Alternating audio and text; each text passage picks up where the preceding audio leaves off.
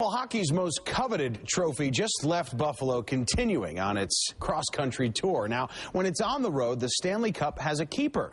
My co-anchor, Victoria Hong, spoke to the keeper of the cup about his job, Lord Stanley, and some of the craziest celebrations. So we never saw Stanley. After all these years, Lord Stanley is as shiny and revered as ever. The Stanley Cup's 117 years old now, and it gets handled probably with as much as any other royalty figure in the world. Yes, with kid gloves, or rather the cloth gloves of Phil Pritchard, curator of the Hockey Hall of Fame in Toronto and keeper of the cup. There's two other guys besides myself that travel around throughout the year, so we're on the road 320 days a year. Phil became a keeper when he just started working at the Hall of Fame, and his boss asked for a volunteer to take the cup for a visit up north.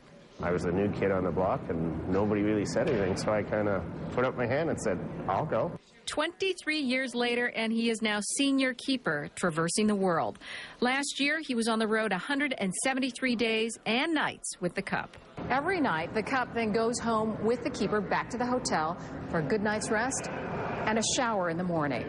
We have to clean it out with a soft detergent and warm water and a cloth.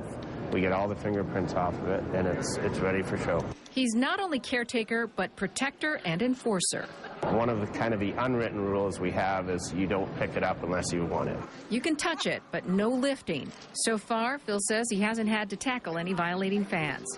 If you'll notice, engraving space is dwindling. In fact, it will run out on the cup in 7 years. When that happens, Phil says the small rung under the neck will be unscrewed, the old rings will be lifted off and replaced by new rings. The cup travels in this custom case and must be checked as oversized baggage, which means we have to pay for the baggage, yes. That's right, airline baggage fees for Lord Stanley. In its travels, the cup has been filled with everything from stomach of cow soup to popcorn and chocolate milk.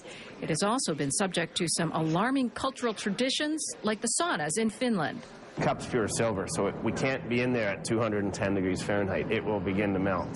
Just one of the many challenges and experiences of being one of the most coveted trophies in professional sports. I guess if it could talk, it would be a bestseller. Victoria Hong, News 4's Wake Up.